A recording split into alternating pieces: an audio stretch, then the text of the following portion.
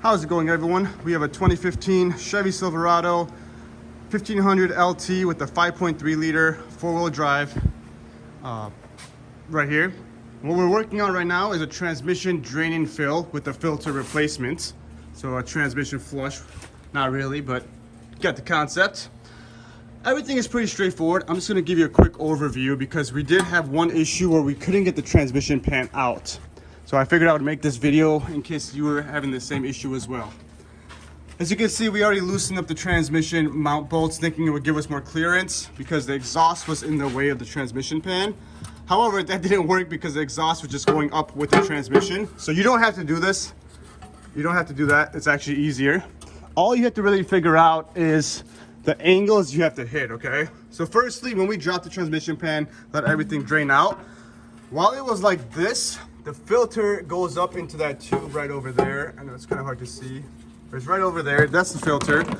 There's no bolts or nothing holding it in. You have to pull that off first, all right? Otherwise, you're gonna have a hard time getting this pan out.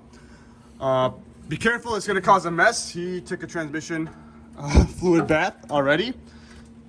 So just be careful with the mess. But once you get that filter off, then you have more clearance. But as you can see, we try coming down like this. The back of the transmission, the little actuators, we're just causing it to not come out. So this is the angle you have to hit, all right?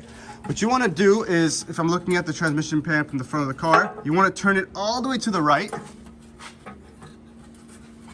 until you get enough clearance from the exhaust right over here. You wanna get this little edge piece of the transmission pan cleared past the exhaust, and then it just slides right out. So he's gonna demonstrate that again so you can see it.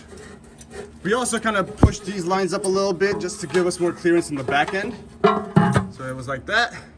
You're gonna bring it down, tilt the back side to the right until you clear the exhaust right here, and boom, slide it right out. It's that easy, okay?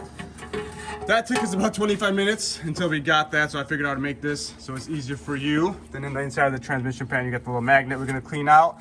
We're also gonna drill a hole right onto the bottom of this pan and add this little attachment so next time you wanna change the transmission fluid. Now the only thing with these is these have been known to leak. So what I got were some O-rings that we're gonna slap on there that hopefully help. Then we're gonna use a step drill to drill in a 1/2-inch hole. 1/2-inch hole. And yeah, those gaskets right there, they're like hard, looks like hard plastic gaskets. So yeah, maybe replacing those with O-rings, or I got some more like drain bolt type gaskets in the back. We could try using that.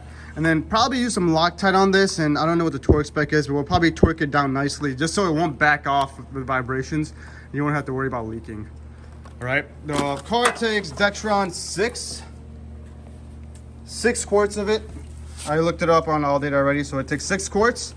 I filled it through the transmission drain pan. I don't know why my camera is not focusing. But yeah, the job is pretty straightforward. I just want to show you that little angle. So hopefully if you're doing this, you don't get stuck on that. So I hope this video helps you. If there's any other comments, concerns, you need other specifications, put it in the comment box below. I could check All Data for you or whatever.